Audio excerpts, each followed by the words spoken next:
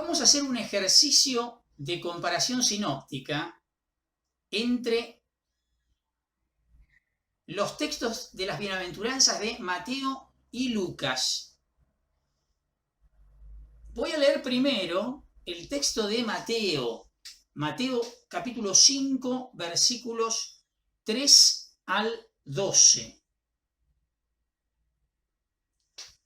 Recontra conocidos, pero como los tenemos que comparar, conviene que los leamos para tenerlos frescos en este momento. Felices los que tienen alma de pobres, porque a ellos les pertenece el reino de los cielos. Felices los pacientes, porque recibirán la tierra en herencia. Felices los afligidos, porque serán consolados. Felices los que tienen hambre y sed de justicia, porque serán saciados. Felices los misericordiosos, porque obtendrán misericordia. Felices los que tienen el corazón puro, porque verán a Dios. Felices los que trabajan por la paz, porque serán llamados hijos de Dios. Felices los que son perseguidos por practicar la justicia, porque a ellos les pertenece el reino de los cielos. Felices ustedes cuando sean insultados y perseguidos y cuando se los calumnie en toda forma a causa de mí. Alégrense y regocíjense entonces, porque ustedes tendrán una gran recompensa en el cielo. De la misma manera persiguieron a los profetas que los precedieron.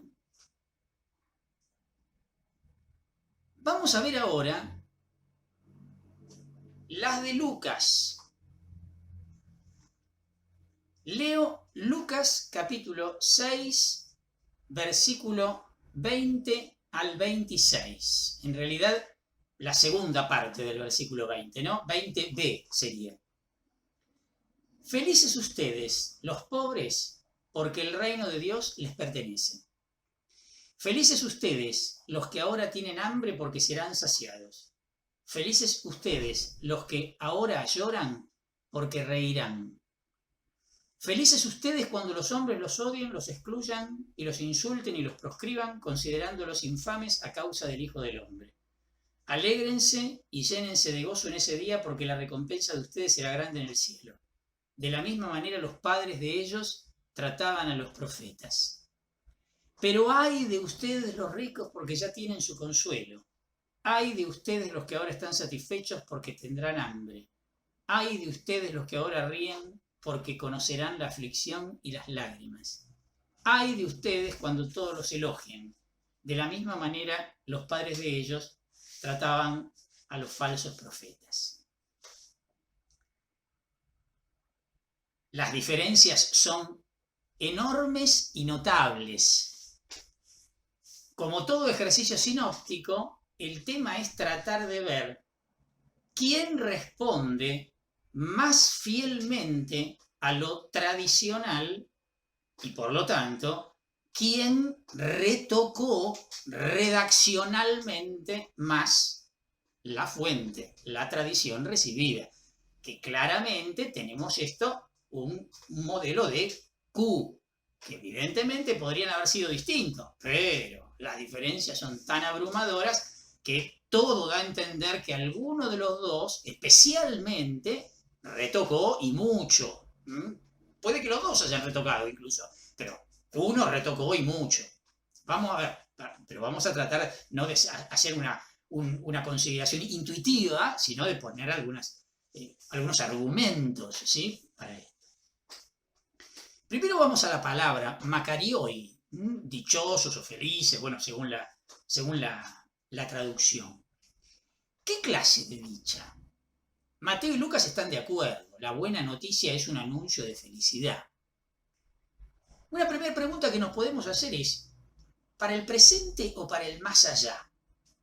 Es como muchas veces se suelen entender las bienaventuranzas, ¿no? Vamos a ver otras bienaventuranzas que encontramos en los evangelios. Por ejemplo, en Lucas 1:45 tenemos otra bienaventuranza. Feliz de ti por haber creído que se cumplirá lo que te fue anunciado de parte del Señor. ¿Se acuerdan cuando se encontraron María con Isabel?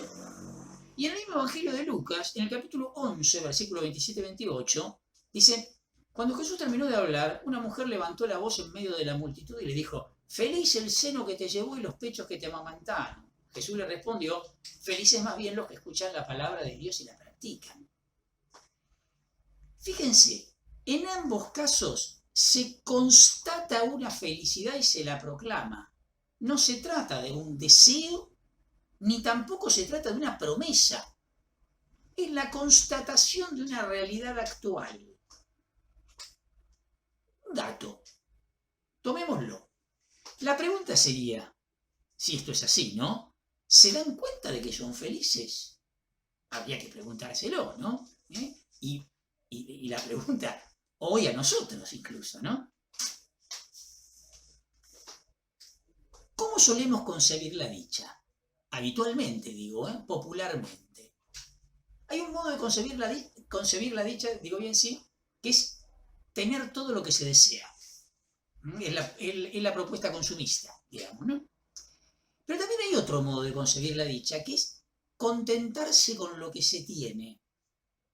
Hay algunos que son muy jóvenes acá, pero había un cantante popular que se llamaba así, creo que ya murió, Facundo Cabral, que tenía una canción que decía, huele bajo, porque abajo está la verdad, eso es algo que los hombres no aprenden jamás. Como queriendo decir, el pobre tiene menos complicaciones, vive feliz porque no tiene que andar cuidándolo bien, preocupado. Entonces, por eso es que vive feliz. Y como formulación me encanta y hasta podría decir que hasta estoy de acuerdo. El tema es si las bienaventuranzas dicen eso. Las bienaventuranzas no dicen que el pobre es feliz porque es pobre, que sería lo que estaba diciendo Facundo Cabral en esa canción, por más verdad que contenga. No estoy cuestionando lo de Facundo Cabral, estoy diciendo, ¿qué es lo que quiere decir el Evangelio? El Evangelio claramente no dice que el pobre sea feliz porque es pobre. ¿Cuál es el caso del Evangelio? Y, así de principio, lo que plantean las bienaventuranzas es tener un porvenir por delante, que es lo que aparece siempre en el segundo miembro, porque el reino de Dios les pertenece. Ese es el motivo de la felicidad. Cumplir actualmente con ciertas condiciones, o sea, por decirlo de alguna manera, como el suelo necesario para que esto pueda darse, y apoyarse en alguna cosa que ya ha ocurrido. El que da la garantía de todo esto es la persona de Cristo, sin ningún lugar a dudas. No podemos desreferenciar a las bienaventuranzas de la persona de Cristo. El presente de las bienaventuranzas es el presente que asumió Jesús. Reflejan la experiencia vivida por Jesús en su existencia humana. Si me voy, qué sé yo, las más conocidas, ¿no? Las de Mateo, describen a Jesús. Es el pobre, el paciente. Bueno, ahora lo vamos a ver. Él mismo se describe de esta manera, ¿no? La dicha, entonces, la felicidad, es ante todo la dicha de Jesús. Vamos a las bienaventuranzas, el intento, de ir a las bienaventuranzas antes del Evangelio. Señalemos las similitudes. Las bienaventuranzas, tanto en Mateo como en Lucas, aparecen como una proclamación. En ambos casos se dan al comienzo de un discurso programático, digamos, un discurso importante dentro de cada uno de los evangelios. Hay una diferencia en ambos casos entre las primeras y la última, independientemente de la cantidad. La última es distinta en formulación que todas las anteriores, sean que las anteriores hayan sido un montón o hayan sido menos, pero siempre la última es distinto. Esto en cuanto a las similitudes. Diferencias, muchas más. El discurso es distinto. En Mateo, la proclamación es en el monte, ya lo habíamos visto, un monte teológico, no un monte geográfico, y el tema es la superación de la ley judía, mientras que en Lucas se proclama en la llanura. Esto es una diferencia menor, no importa, pero el tema es el amor al prójimo, no está centrado en el tema de la ley. El número también es una gran diferencia. En Mateo son 9 y en Lucas son 4. 8 muy parecidas y una distinta en el caso de Mateo. 3 muy parecidas y una distinta en el caso de Lucas.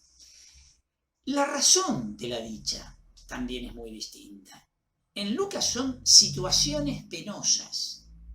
los pobres, los que tienen hambre, los que lloran, los que son perseguidos. En cambio, en Mateo son disposiciones espirituales. Los pobres de espíritu, los que tienen hambre y sed de justicia. Disposiciones espirituales, no situaciones como aparecen en Lucas. No nos basta con compararlas.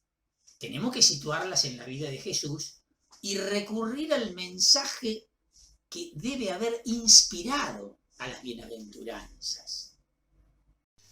Las bienaventuranzas en la vida de Jesús. Hay dos textos con un trasfondo parecido. Uno lo tenemos en el Evangelio de Mateo, capítulo 11, versículo 2 al 6, con su paralelo en Lucas 7, 18, 23. Voy a leer este último. Juan fue informado de todo esto por sus discípulos y llamando a dos de ellos los envió a decir al Señor: ¿eres tú el que ha de venir o debemos esperar a otro? Cuando se presentaron ante él, le dijeron: Juan el Bautista nos envía a preguntarte: ¿eres tú el que ha de venir o debemos esperar a otro? En esa ocasión, Jesús curó mucha gente de su enfermedad, de sus dolencias y de los malos espíritus, y devolvió la vista a muchos ciegos. Entonces respondió a los enviados: vayan a contar a Juan lo que han visto y oído. Los ciegos ven, los paralíticos caminan, los leprosos son purificados y los sordos oyen. Los muertos resucitan. La buena noticia es anunciada a los pobres y feliz para quien yo no sea motivo de escándalo. Los textos son casi idénticos, en Lucas y en Mateo. Nada más que Lucas agrega el versículo 21, ese que dice: en esa ocasión Jesús curó mucha gente. Y no solo que lo agrega, sino que lo había anticipado con el relato de la curación del centurión en Lucas 7, 1, 10 y el de la resurrección de la viuda de Naín en Lucas 7, 11, 17. Esta es la única diferencia que tienen en cuanto al uso de la tradición recibida. El otro texto que aparece también es el famoso que ya conocemos de Lucas 4, 16, 21. Jesús fue a Nazaret, donde se había criado. El sábado entró como de costumbre en la sinagoga y se levantó para hacer la lectura. Le presentaron el libro del profeta Isaías y abriéndolo encontró el pasaje donde estaba escrito: el Espíritu del Señor está sobre mí porque me ha consagrado por la unción. Él me envió a llevar la buena noticia a los pobres, a anunciar la liberación a los cautivos y la vista a los ciegos, a dar la libertad a los oprimidos y a proclamar un año de gracia del Señor. Jesús cerró el libro, lo devolvió al ayudante y se sentó. Todos en la sinagoga tenían los ojos fijos en él. Entonces comenzó a decirles: hoy se ha cumplido este pasaje de la Escritura que acaban de oír. El relato, como ya sabemos, se encuentra al comienzo de la predicación de Jesús y representa el discurso inaugural, o programático, como solemos decir en el Evangelio de Lucas. Ambos textos, tanto el que hace referencia a los discípulos de Juan el Bautista como este de la sinagoga de Nazaret, hacen referencia al mismo texto de Isaías, y en donde aparece este tema de la buena noticia anunciada a los pobres. Entonces, Jesús, por sus actos y palabras, pretende anunciar esta buena noticia a los pobres. Este es el trasfondo común de las bienaventuranzas. Los profetas anuncian la llegada del reino. Dios se ha hecho rey y el reino llega porque, lo que describe Isaías 61, 1, 3. Jesús inaugura el reino de Dios. Por eso los pobres son dichosos, porque Dios va a actuar en su favor. Las bienaventuranzas expresan la imagen de un Dios que no quiere que sufran más los pobres. Este es el tema, o al menos el principio del tema. A ver, metámonos un poquitito más cerquita de este tema de Dios y los pobres, o el Dios de los pobres. La palabra tojoi, pobre, o pobres, mejor dicho, aparece en el Nuevo Testamento 38 veces, de las cuales 24 aparecen en los Evangelios. Un montón de citas, no los voy a cansar. De esas 24 veces que aparecen en los Evangelios, 19 veces se refiere a los necesitados, de algún tipo. 5 veces se refiere a los destinatarios de la buena noticia, pero siempre acompañados de otros necesitados, de otros que sufren alguna desgracia, ¿no? Excepto una sola vez, la de Mateo, cuando habla de los pobres de espíritu. fuera de esa única vez, todas las otras veces que aparece la palabra pobres en los evangelios, siempre son los necesitados. Nosotros habitualmente, no estoy hablando de ustedes en particular, digo, pero habitualmente entendemos la pobreza siempre al estilo de Mateo, la entendemos en un sentido espiritual. El planteo tradicional, ¿qué sería del pobre? Que viene del Antiguo Testamento, ya vamos a decir algo, los famosos anahuim, los que ponen su confianza en Dios. Y está perfecto, ¿eh? Ahora vamos a hablar enseguida de esto. Sin embargo, consignémoslo, no nos queda más remedio. Sería interpretar en un sentido que no existe en el Nuevo Testamento excepto una sola vez, en Mateo. Y estaríamos interpretando todo el resto de los textos a partir de lo que aparece solo en uno. Siempre que se habla de pobres, como decíamos hace un ratito, va en compañía de otros, hambrientos, cojos. Habría que interpretar entonces todo esto en un sentido espiritual. Hambrientos espiritualmente hablando, cojos espiritualmente hablando, ciegos espiritualmente hablando, que, ojo, es una interpretación posible, es una interpretación válida. Pero hay otro tema más complicado. Vendría a confirmar la moral judía tradicional. Los buenos, en este caso los pobres, serían recompensados y los malos, en este caso los ricos, serían castigados. Representan a un Dios, digamos, la imagen de un Dios calculador de méritos. Esto sería grave respecto del mensaje evangélico, que pretende insinuar totalmente lo contrario. La salvación se ofrece como don. Por último, esta interpretación no tendría en cuenta el segundo miembro.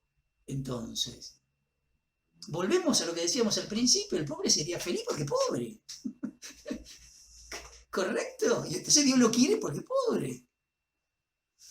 A ver. ¿Por qué se declara dichosos a los pobres? Porque tienen a Dios por rey.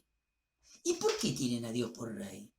Porque el reinado de Dios es un reinado presente y dinámico. Él interviene en la historia, es el gran tema de todo el Antiguo Testamento. Que leyeron la historia con Dios adentro, con Dios actuando en la historia. ¿Cuál es el ideal de rey que tenían en el Medio Oriente antiguo? Tenía dos funciones el rey. Uno, asegurar la libertad de su pueblo, consolidar las fronteras, etcétera, etcétera. Esta característica nunca aparece en Jesús. Nunca, jamás. La otra característica, asegurar la libertad dentro del pueblo. Esto quiere decir la justicia. Es el que hace respetar los derechos. ¿Se acuerdan cuando los profetas hablaban de los derechos del huérfano, la viuda, del extranjero? Los derechos de quienes no tenían derechos. Los que ya tienen los derechos saciados, listo, ya está. No necesitan a nadie que lo defienda, por decirlo de algún modo. Miren qué lindo, Salmo 72. Cito esto, nada más. Oh Dios, concede tu justicia al rey y tu rectitud al descendiente de reyes, para que gobierne a tu pueblo con justicia y a los pobres con rectitud. Que las montañas traigan al pueblo la paz y las colinas la justicia. Que Él defienda a los humildes del pueblo, socorra a los hijos de los pobres y aplaste al opresor.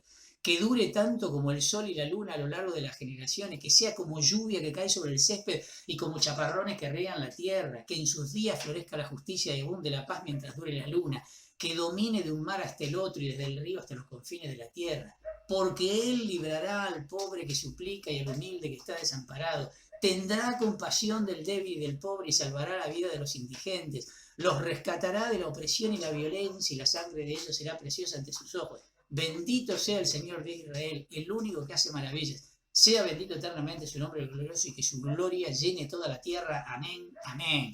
Impresionante. Un salmo real. Para esto sirve el rey. ¿Qué dice el Magnificat? Lucas 1, 51, 53. Desplegó la fuerza de su brazo, dispersó a los soberbios de corazón, derribó a los poderosos de su trono y elevó a los humildes.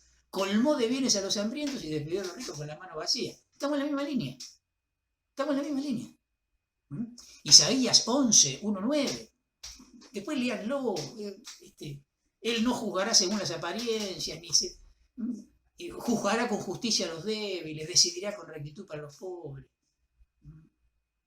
Y cuando describe, digamos, lo que sería el reino, ¿no? El lobo habitará con el cordero, el leopardo se recostará junto con el cabrito, el ternero y el cachorro de león pasarán juntos, y un niño pequeño los conducirá, la vaca y la osa vivirán en compañía, sus crías se recostarán juntas, y el león comerá paja, lo mismo que el buey. Bueno, nadie hará daño en mi santo nombre. Me encanta lo del león, me encanta.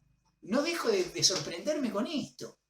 En el reino también va a estar el león. Ese que se pasó la vida patoteando a los demás bichos, también va a estar, porque en el reino van a estar todos. Pero el tipo no va a poder patotear más en el reino. No se va a comer más a los otros animalitos.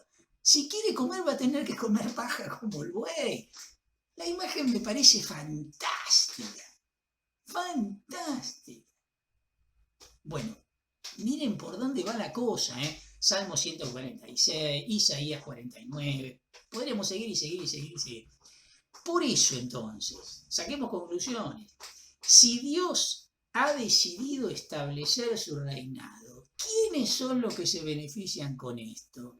¿Quiénes se verán dichosos? Por fin, entonces. Los pobres, los que necesitan de la justicia. Dios es rey para los pobres porque viene a implantar la justicia, no porque los pobres sean buenos o porque los pobres sean mejores. No, el criterio no es ese. Las bienaventuranzas en primer lugar me hablan de Dios, no de los pobres. El Evangelio es mucho más que una moral. La revoluciona a la moral. Lo que está en discusión no son las disposiciones espirituales de los pobres, sino las disposiciones de Dios.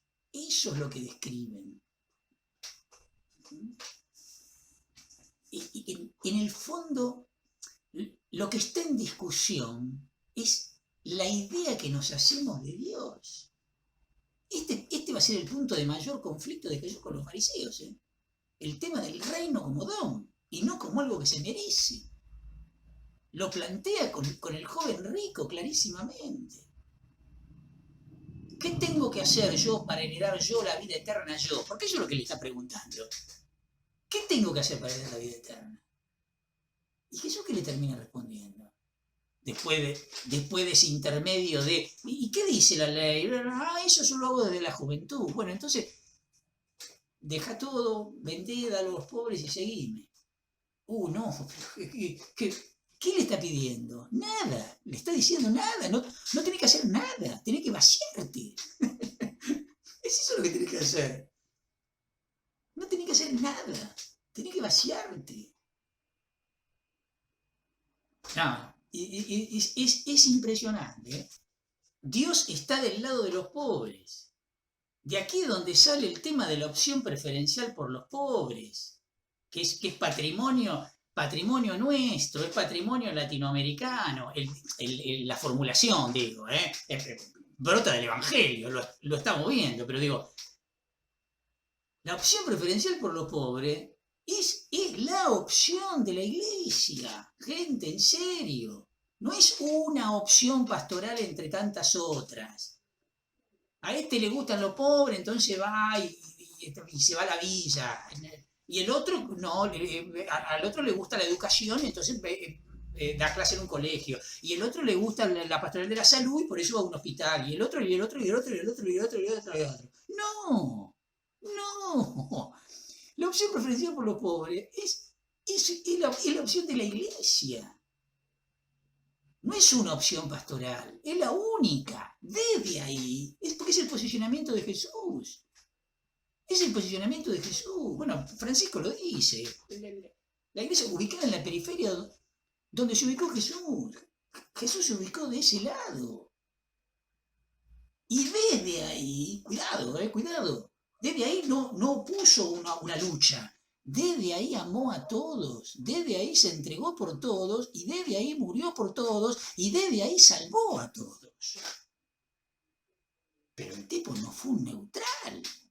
El tipo estuvo claramente posicionado. Bueno, ese es el único lugar, el único lugar posible de posicionamiento de la iglesia.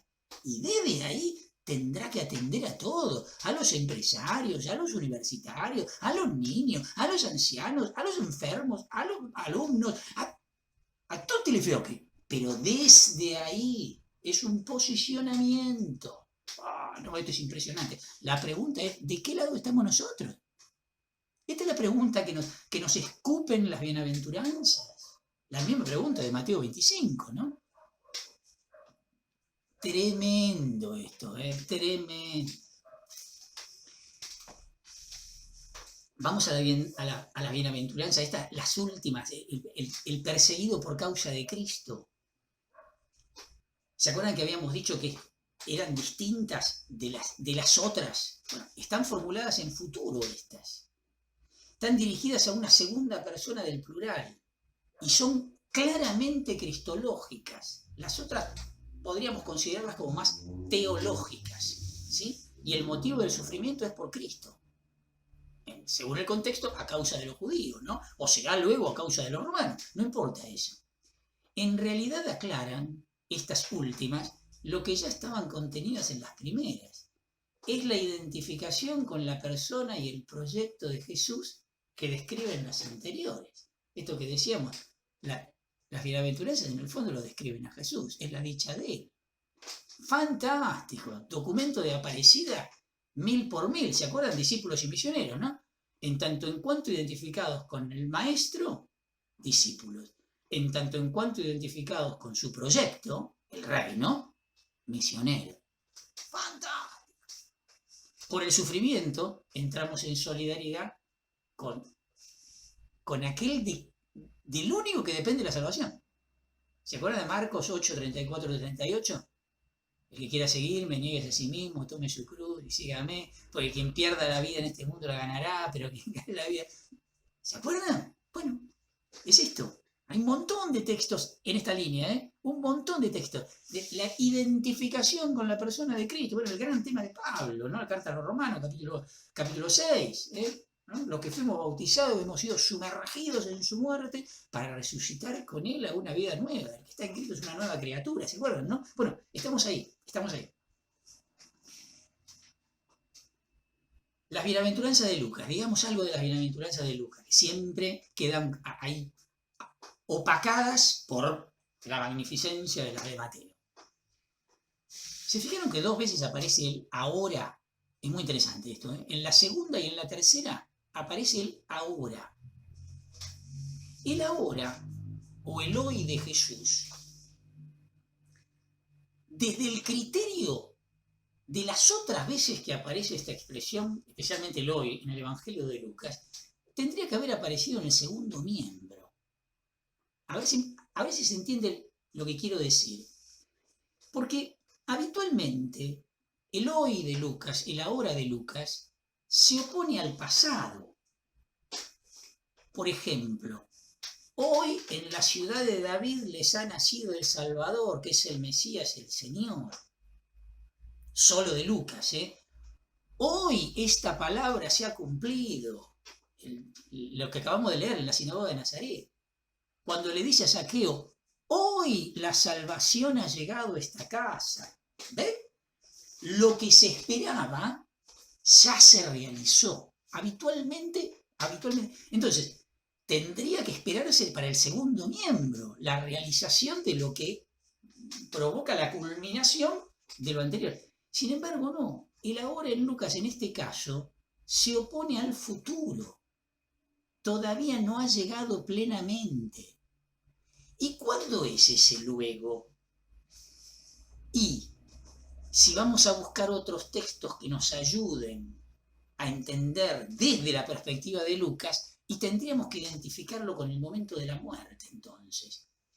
En el capítulo 16, versículo 25, ¿se acuerdan la parábola de Lázaro y el rico?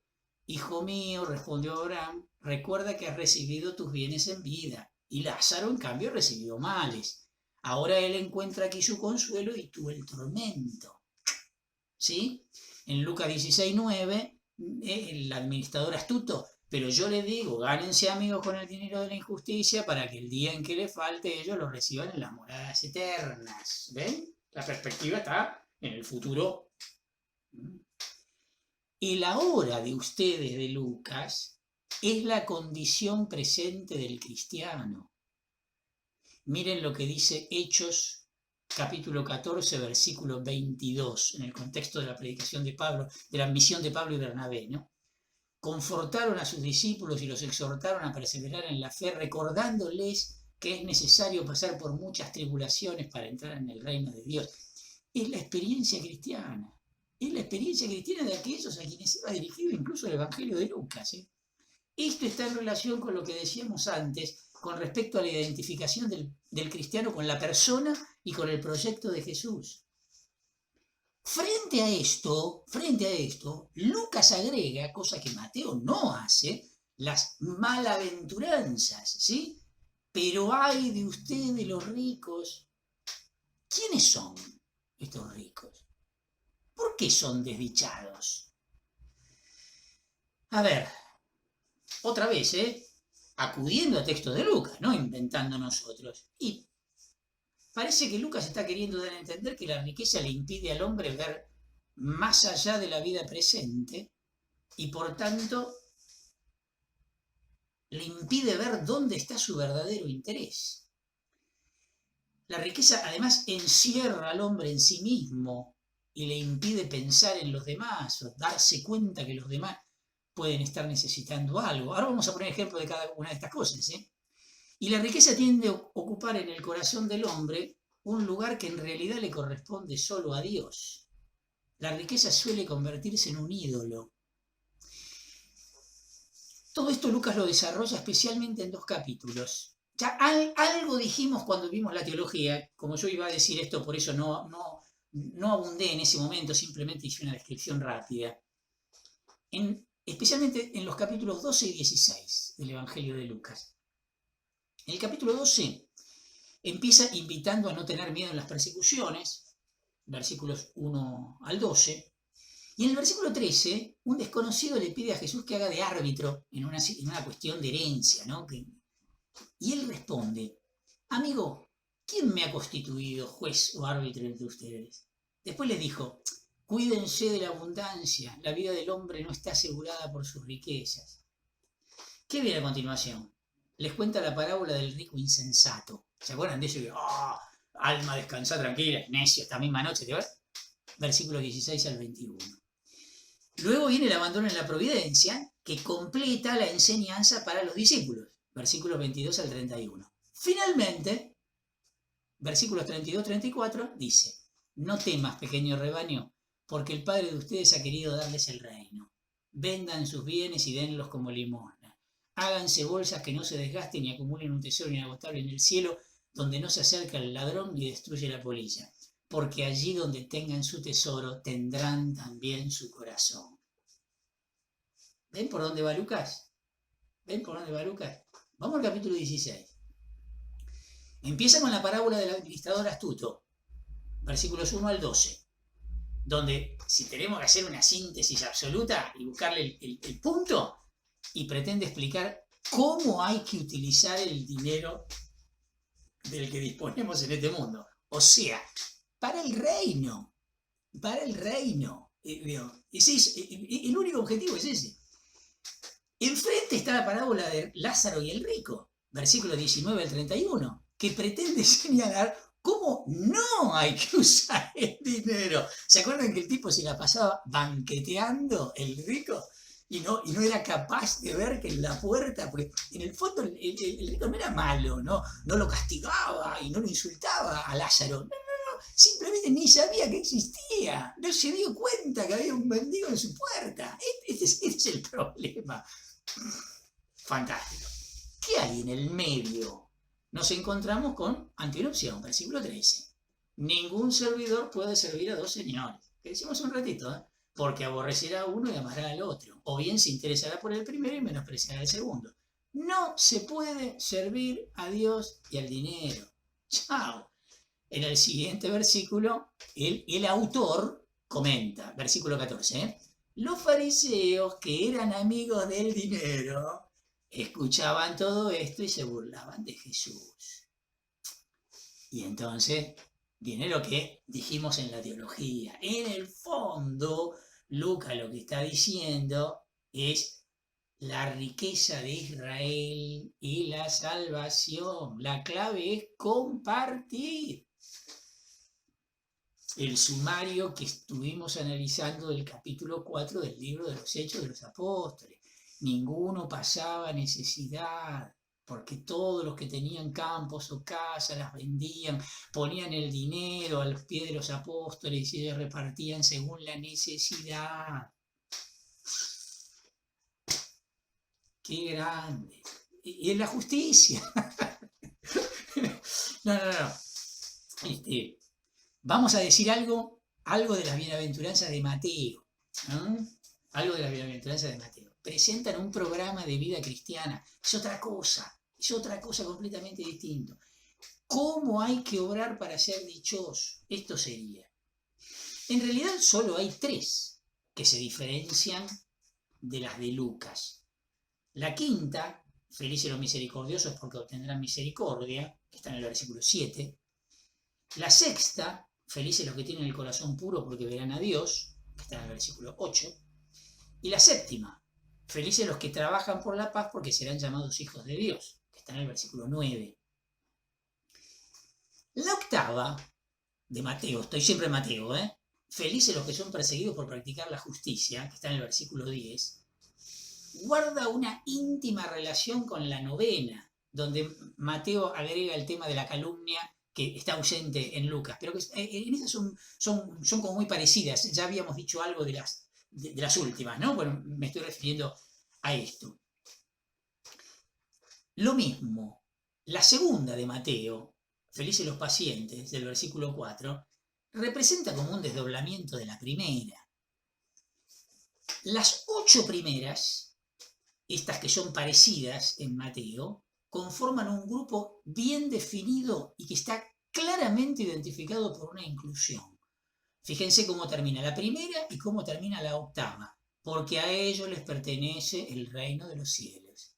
Versículo 3 y versículo 10. Claramente Mateo quiso enmarcar estas 8. Estas 8 primeras además representan 2 grupos de 4. ¿Por qué? Porque en la cuarta y en la octava aparece la palabra justicia. Hay una indicación de, acá termina una primera una subparte y acá termina la segunda subparte. Ni que hablar, ya hablamos de la teología de Mateo, lo que significa la justicia en Mateo. Sería la práctica de los compromisos de la alianza. En el Nuevo Testamento sería la vida conforme a la voluntad de Dios.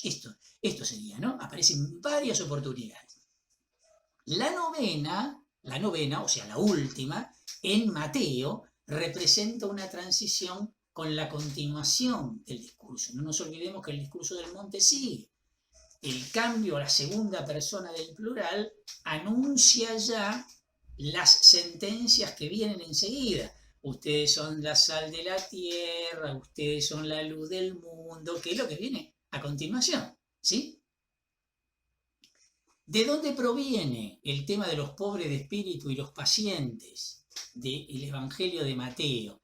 Y proviene de Isaías 61, por supuesto, ya lo dijimos, pero también, y ahora sí aparecen los Anahuim, Sofonías 3, versículos 11 al 13. Textazo del Antiguo Testamento. Aquel día ya no tendrás que avergonzarte de las malas acciones con las que me has ofendido, porque yo apartaré esos jactanciosos prepotentes que están en medio de ti y ya no volverás a engreírte sobre mi santa montaña. Yo dejaré en medio de ti a un pueblo pobre y humilde que se refugiará en el nombre del Señor. El resto de Israel no cometerá injusticias ni hablará falsamente, y no se encontrarán en su boca palabras engañosas. Ellos pasarán y descansarán sin que nadie los perturbe. La misma idea va a aparecer en el Salmo 37. En Mateo 11:29, el mismo Jesús se va a presentar a sí mismo de este modo: carguen sobre ustedes mi yugo y aprendan de mí, porque soy paciente y humilde de corazón, y así encontrarán alivio. Y finalmente, a la hora de aclarar su mesianismo, el Evangelio de Mateo, ya lo habíamos dicho en su teología, recurre a una cita de Isaías que constituye el mejor retrato de Jesús según el Evangelio de Mateo. Este es mi servidor, a quien elegí, mi muy querido, en quien tengo puesta mi predilección. Derramaré mi espíritu sobre él y anunciará la justicia a las naciones. No discutirá ni gritará, y nadie oirá su voz en las plazas. No quebrará la caña doblada y no apagará la mecha humeante hasta que haga triunfar la justicia, y las naciones pondrán la esperanza en su nombre. Isaías 42, 1, 4, uno de los famosos cánticos del siervo.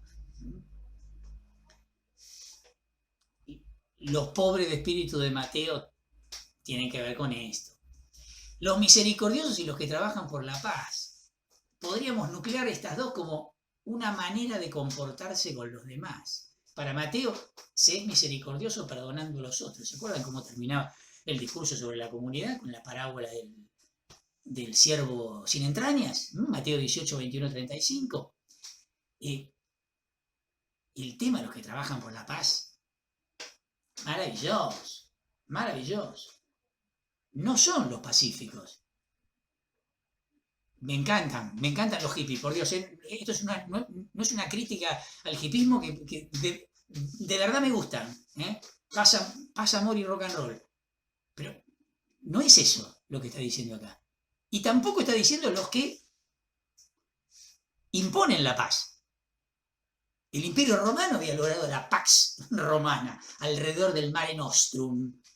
Esa es la paz de los opresores. No.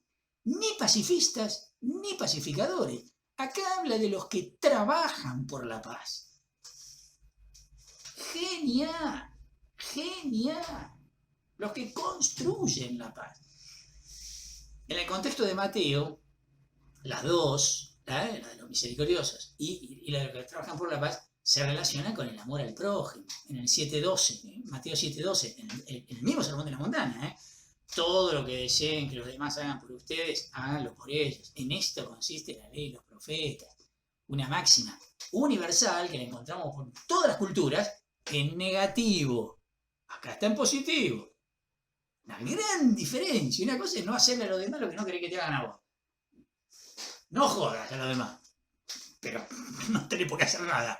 Otra cosa es hacerle a los demás lo que querés que te hagan a vos. Yo quiero que me quieran, yo quiero que me reconozcan, yo quiero que me ayuden. Obra en consecuencia. Digo, lo aclaro porque esto es clave. A todos nosotros nos enseñaron, y buenísimo, de mínima es buenísimo esto, que tu derecho termina en donde empieza el derecho de los demás. Entonces, o sea, la medianera con el vecino, digamos, tu casa termina acá, el vecino. El Evangelio no tiene ese criterio. El Evangelio no dice que no molestes a tu vecino. El Evangelio te dice, andá y tocar el timbre al vecino para ver si necesita algo.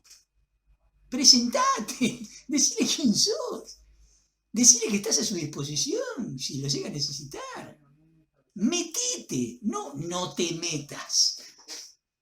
No lo molestes. No, eso de re mínimo. Fantástico. Y por último, los que tienen el corazón puro. Estos nos orientan más al tema de la unión con Dios, de la acción y oración. ¿Qué hay detrás? El Salmo 24, 3, 6.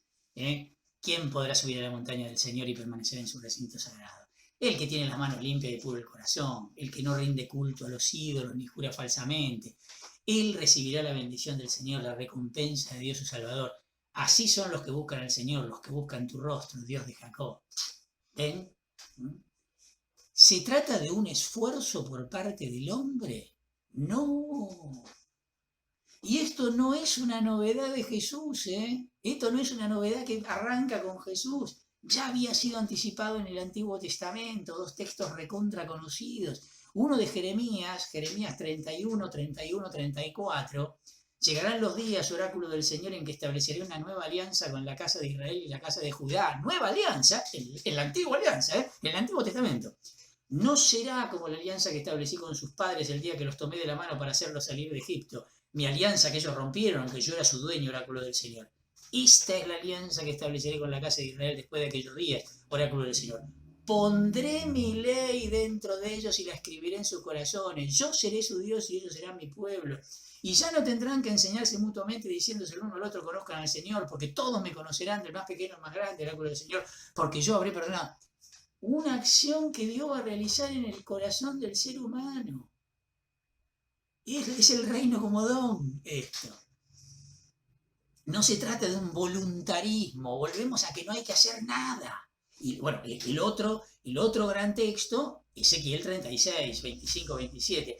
La misma idea, los rociaré con agua pura y ustedes quedarán purificados, los purificaré de todas sus impurezas, les daré un corazón nuevo y pondré en ustedes un espíritu nuevo, les arrancaré de su cuerpo el corazón de piedra y les daré un corazón de carne, infundiré mi espíritu en ustedes y haré que sigan mis preceptos y que observen y practiquen mis leyes. Fantástico, un cambio de corazón, un cambio de corazón. Pablo, el que está en Cristo, es una nueva criatura.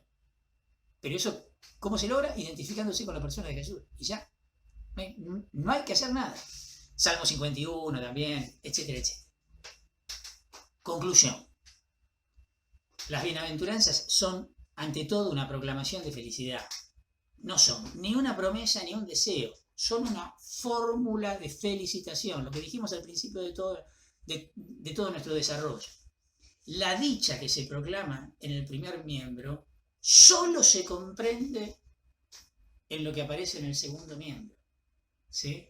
No queda ahí en el primer miembro. Bueno, una religión basada en las bienaventuranzas no puede ser sino una religión de la esperanza, ¿no? Bien entendida, al menos. Francisco a los jóvenes, ¿se acuerdan en Brasil? Les dijo, ¿no? No me acuerdo exactamente, pero la idea era esta. Tengan como referencia las bienaventuranzas y Mateo 25. Nosotros ya lo señalamos cuando vimos el Evangelio de Mateo. El primer discurso del Evangelio de Mateo arranca con las bienaventuranzas. Y el último discurso del Evangelio de Mateo termina con el juicio. Mateo 25, 31 en adelante. Truc. Como diciendo, esta es la síntesis de todo el Evangelio. O la síntesis más de los sinópticos, ponele, ¿no? Así como la síntesis del Evangelio de Juan es ámense los unos a los otros como yo lo sabe. Bueno, en los sinópticos esto aparece con una claridad meridiana, especialmente en el Evangelio de Mateo. Bueno, por acá va. Conclusión de lo que planteamos al principio de todo. ¿Quién debe estar, hipótesis, quién debe estar más cerca de la fuente Q? Sin duda Lucas.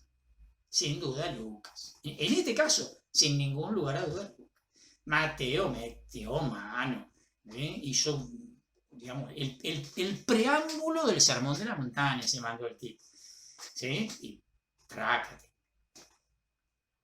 Por poco lo hacen 10 para que se parezca incluso a las tablas de la ley, ¿sí? ¿Vamos? Bueno, sirva esta conclusión de final de toda la materia.